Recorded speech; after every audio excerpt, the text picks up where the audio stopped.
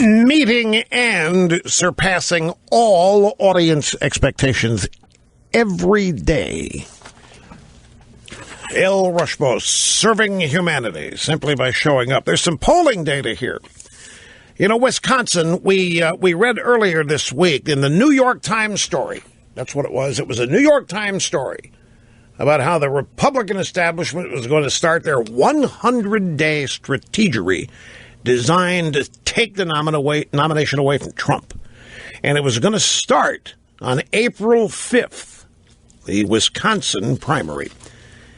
Well, there's an Emerson poll just out, as establishment Republicans look for ways to slow down Trump's march toward the nomination. Wisconsin's winner-take-all primary contest, April 5th, offers some intriguing possibilities.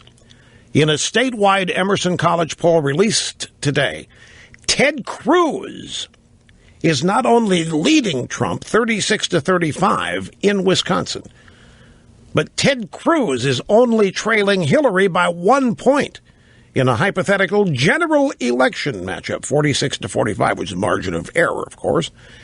In contrast, the Trumpster is trailing both Hillary and Crazy Bernie by 9 points, 47-38, in a potential general election matchup. In the Democrat primary, Hillary leads Crazy Bernie by 6, 50-44, 5% undecided.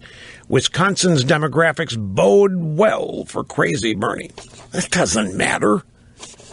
Bernie Sanders was never going to get, not to say they're not worried. I mean, he is generating interest. He's raising money. There isn't any excitement out there on the left. I mean, the biggest thing that Hillary's got going for her is what they've always had, a capital D next to her name on a ballot.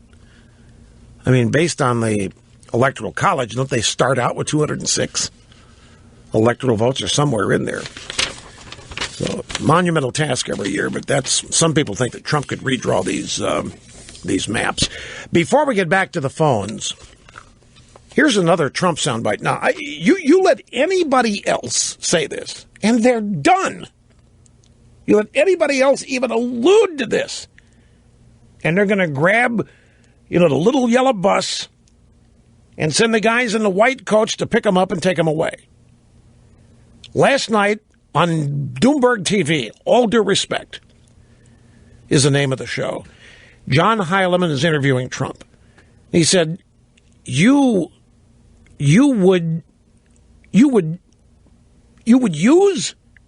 the possibility you would use nuclear weapons against ISIS? I'm never going to rule anything out. At a minimum, I want them to think maybe we would use it, okay? Right. We need unpredictability. ISIS is an enemy.